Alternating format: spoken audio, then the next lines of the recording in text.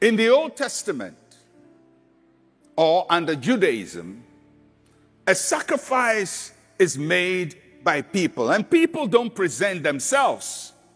When they go to the altar, they don't jump on the altar to be burnt. Nobody does that. They carry an animal.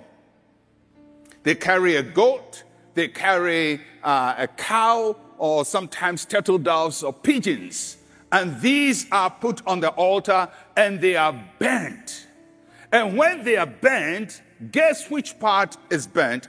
It's the flesh that is burnt. So he says, now, when you come before God, you don't bring goat. You don't bring a bull. You don't bring a pigeon. You bring your body. And your body is going to be on the altar. And when you put your body on the altar, God is going to burn your flesh. Your fleshly desires. Desires that please your flesh. God wants to burn them.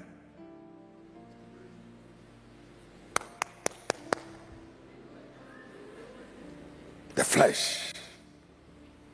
Appetites, sexual desires, food desires, desires for pleasure, fun, things that makes us go giddy, giddy, giddy.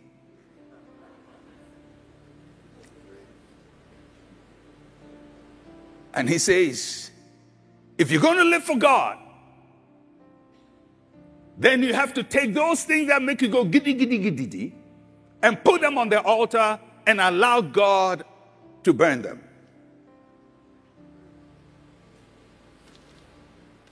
Now, he said that we should do it as a living sacrifice. Now, in the Old Testament, they didn't present living sacrifices. They presented dead sacrifice because the animal has to be killed before it is presented.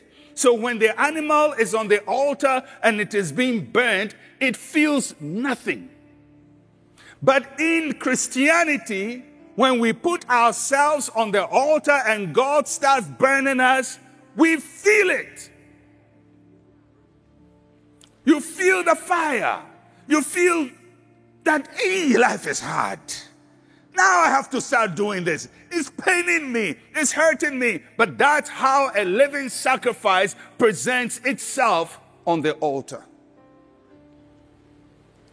So if God starts dealing with your flesh, you're going to feel it. When you give up something, you sacrifice something, and you say, now that I want to live for God, I'm going to give up drinking alcohol.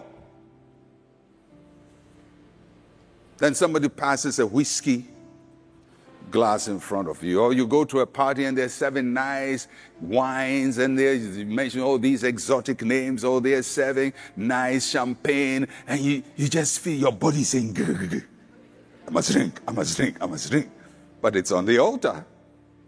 Now that I must drink, I must drink, I must drink is the burning sensation.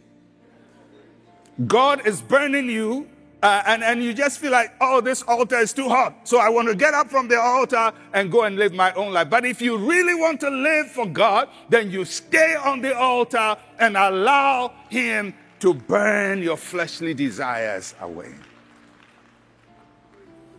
All right? If you're not married and you have a boyfriend, you have a girlfriend, and you have sex, yes. If you say, oh, honey, or whatever, sweetie, babes, bae, however you call them. I really want to live for God, bae. I want to live for God. I really want my life to be for God. So we are over. If we really want to marry, let's wait and get married. And then one day the weather is cold. And you are on the altar. And your body is shaking. Your body is shaking. Stay on the altar. Stay on the altar. Allow the fire of God to purge your fleshly desire, because out of you is going to come a champion for God. Stay on the altar.